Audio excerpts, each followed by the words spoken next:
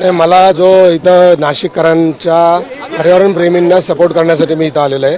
मी गेली 10 वर्षापासून येतो आहे. इथला उद्यान विभाग किती फालतू वागला आहे हे मला 10 वर्षापूर्वीच माहिती आहे. 2016ला आम्ही इथं इतकं काम केलं नाशिकमध्ये आणि अचानक 5,000 मुलांना बेलाचा रोपं देऊन आम्ही मिरवणूक काढणार होतो. इथं त्र्यंबकेश्वरला बेल बाहेर आणला जातो, बेलाची झाडं वाढली पाहिजेत म्हणून करत असताना अचानक माझा प्रोग्राम कॅन्सल केला होता. मला ते दुःख अजून मला माहिती आहे की इथं कसं वागलं जातं.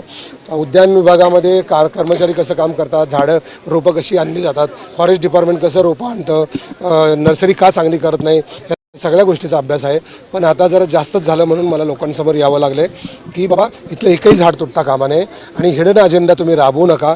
शासनाला विनंती आहे, तुम्ही शासन म्हणजे का आपलीच माणसं आहेत ना, आपल्याच माणसाने आपल्यालाच फसवलं तर ती आपली माणसं म्हणायची का?